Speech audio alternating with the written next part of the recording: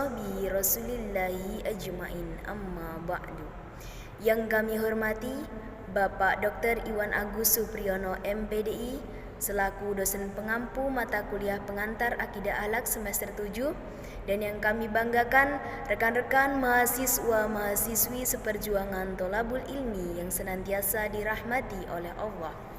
Baik, di sini kami dari kelompok 1 akan menyajikan penjelasan materi mengenai sejarah perkembangan akidah akhlak.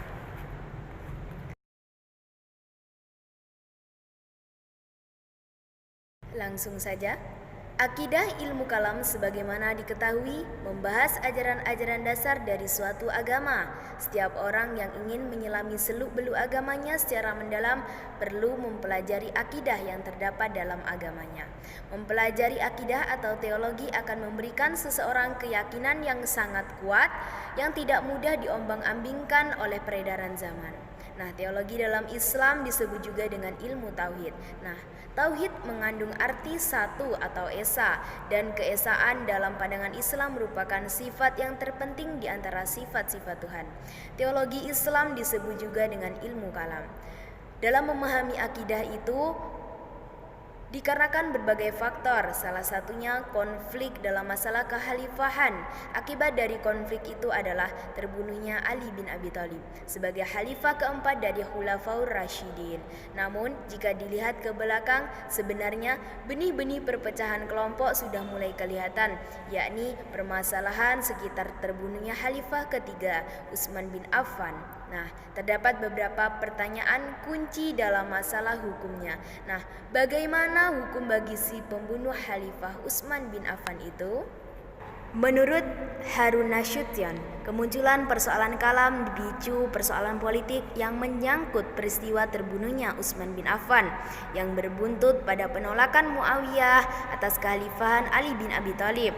Ketegangan antara Muawiyah dan Ali bin Abi Thalib mengkristal menjadi perang Siffin yang berakhir dengan keputusan tahkim. Sikap Ali yang menerima tipu muslihat Amr bin As sungguh pun dalam keadaan terpaksa tidak disetujui oleh sebagian tentaranya. Mereka berpendapat bahwa persoalan yang terjadi pada saat itu tidak dapat diputuskan melalui tahkim. Keputusan datang dari Allah Subhanahu wa taala dengan kembali kepada hukum-hukum Al-Qur'an. La hukma illa lillah, tidak ada hukum selain dari hukum Allah. Mereka memandang Ali bin Abi Thalib telah berbuat salah sehingga meninggalkan barisannya. Mereka terkenal dengan nama Khawarij, dan kelompok yang tetap mendukung Ali bin Abi Thalib dikenal dengan Syiah. Harun lebih lanjut mengatakan bahwa persoalan kalam yang pertama kali muncul adalah persoalan siapa yang bukan kafir dan siapa yang kafir, dalam arti siapa yang telah keluar dari Islam dan siapa yang masih tetap dalam Islam. Khawarij sebagaimana yang telah disebutkan memandang bahwa orang-orang yang terlihat dalam peristiwa tahkim, yakni Ali, Muawiyah, Amr bin As, Abu Musa al-Asy'ari adalah kafir berdasarkan firman Allah Subhanahu wa taala surat Al-Maidah ayat 44. Persoalan ini telah menimbulkan 3 aliran teologi dalam Islam, yaitu apa saja? Yang pertama ada aliran Khawarij, yang kedua aliran Murji'ah, yang ketiga aliran Mu'tazilah. Nah, di sini saya akan melanjutkan hasil pemaparan kelompok kami mengenai sumber-sumber ilmu kalam. Di dalam buku juga sudah dijelaskan bahwa sumber-sumber ilmu kalam itu terdapat 2 sumber. Yang pertama yaitu dalil nakli dan yang kedua yaitu dalil akli. Yang mana dalil nakli ini membahas tentang Al-Quran dan hadis, sedangkan akli ini membahas tentang pikiran. Nah, sumber ilmu kalam ini juga terdapat sekali banyak ya di dalam Al-Quran yang menyinggung tentang ketuhanan. Salah satunya terdapat pada surat Al-Ikhlas, lam yalid walam yulad walam yakul lahu kufuwan ahad, di mana Allah itu tidak beranak dan tidak diperanakan, dan tidak ada di dunia ini yang sekutu dengannya.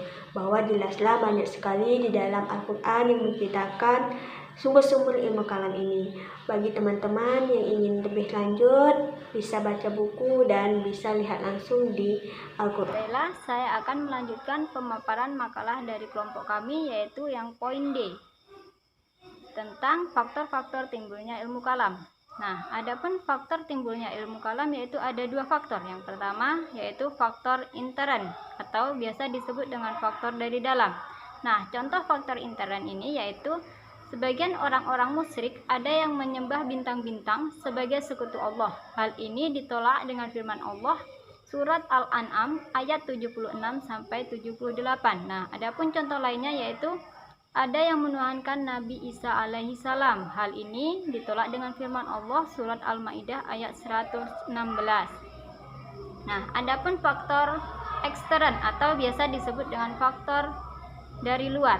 Nah, banyak di antara pemeluk-pemeluk Islam yang mula-mula beragama Yahudi, Masehi, dan lain-lain, setelah pikirannya tenang dan memegang teguh agama Islam, mereka mulai mengingat-ingat agama yang dulu dan dimasukkan dalam ajaran-ajaran Islam. Nah,